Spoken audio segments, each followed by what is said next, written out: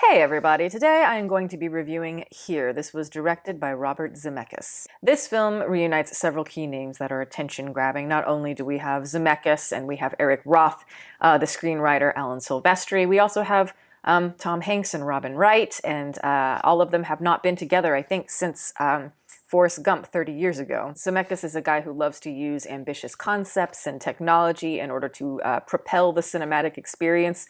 Though I think often as a result, his movies end up a little bit blotchy. It feels like we are dodging potholes in the street sometimes. That said, I find myself defending Robert Zemeckis more often than not because despite his inconsistencies, I can see that he's a very skilled filmmaker. He's one of those people who can find strong moments in his movies. Like, he can build to these big dramatic set pieces. There are scenes, moments in his movies that I think have major dramatic impact. I think of a movie like Flight, which I think came out in like 2012. I really like that movie, even though, yeah, it's very uneven as an experience. It's just got good stuff. It's got some complex questions at the heart of it. It has an incredible opening. But when I look at the movie Here, I think it's one of those movies that you could play it almost as a double feature with Forrest Gump. It's very much a companion piece. Thematically, there are just many correlations between the two films. And this movie Here is meant to be based on a graphic novel, and it is about one spot on Earth, one piece of land, and all of the things that happen throughout time on this piece of land, from, like dinosaurs to Native Americans living there. This movie seems to be honing in more on like the 20th century and that impact on the world.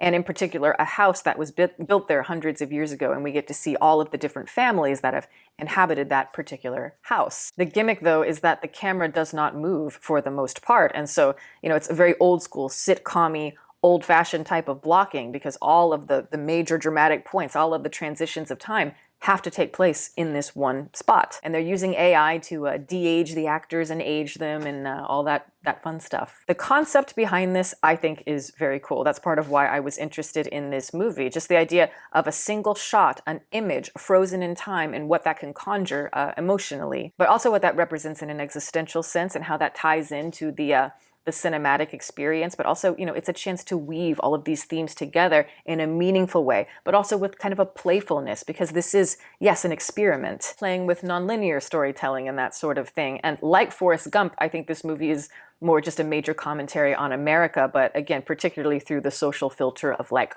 the 20th century. So it is very Tree of Life in the sense that we're using this like broad cosmic perspective as the canvas, but the anchor point for meaning exists in a microcosm. And in this case, that means life that exists within the living room of this suburban American family. Again, the idea behind this is awesome. The execution,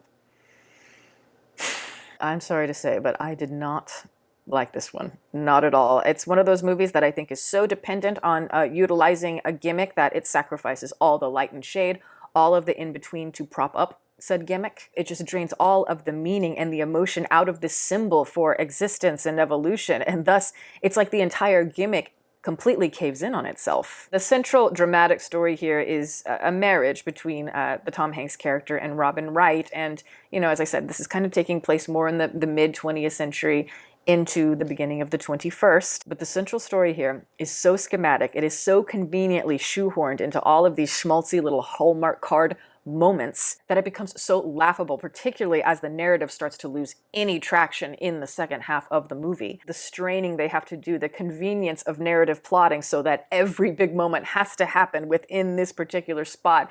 It's so bad, particularly in the historical sections. It's like bad Spark Notes. How Robin Wright's baby has to be born in the living room and how they have to live in the same house as her husband's family. Like this is a later, Cosby Show episode. And it doesn't really make sense in this particular time period so far as trying to express maybe the American way of living. I think if you wanted to have a living situation like this where you've got the Tom Hanks character and the Robin Wright character and it's like they're struggling to afford their own place, I think it would make more sense if they were like a young couple in modern America. In these current times, it would make sense for, a struggling young couple to not be able to afford their own house, so they have to, drag it out a little bit longer. And so, yes, that is going to create some friction in their marriage. But the way that it's done here, it's, oh God. And because the marriage itself is so poorly rendered as a dramatic focal point, it's like you have no sense of who these people are and why the marriage is really starting to fall apart. And so, yeah, this whole film is starved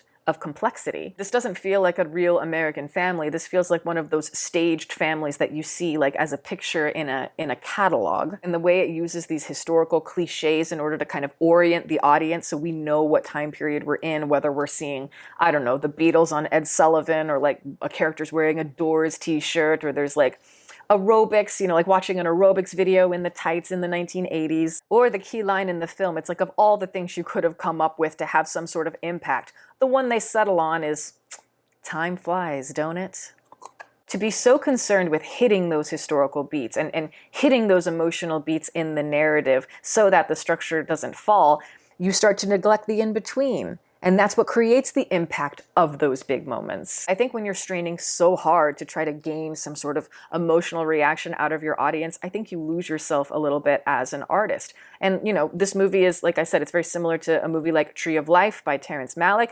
And, that movie, it's not concerned with the big moments. It's not showing graduations or, like weddings and all of that. It's showing the small moments between all of that. Serendipity, the unexpected, that is the weight of life, at least from my perspective. And I think I said at the beginning of the movie, this film, it's based on a graphic novel.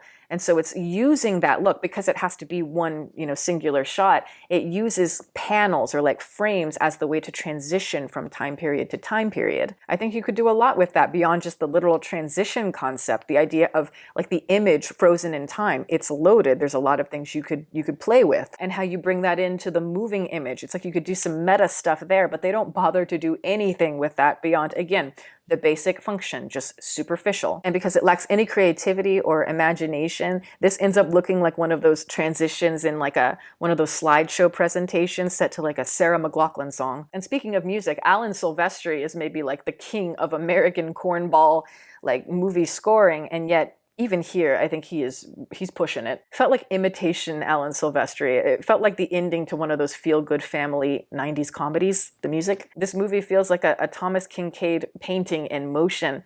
But even just that static shot, I think it's a problem, because it flattens the film and it makes it void of anything dynamic. This is one of those movies where so many of the main elements cancel each other out, and so it can't work. Now, this movie clearly is not for me, but it might be for some people. There is a market for it. I would say, if you're like a mom in her 50s and maybe it's like the holidays and you're drinking Chardonnay or whatever, you're on the couch and you wanted to stream something like this, have a good cry, go for it. There's nothing wrong with that. But for me, it gives me the feeling like I'm like a child and I'm constantly being smothered by adults who think I'm super cute, and I'm just like, get off me. And yes, even if Zemeckis is hit or miss for me, there's a lot of things he's done that I don't like. I find myself always defending him, and I know he can do so much better than this. I think unless you're that type of person where you really like that Hallmark movie type of stuff, I say skip this. But that is my review. Thank you guys so much for watching. I'm going to plug my website. As always, it is deepfocuslens.com.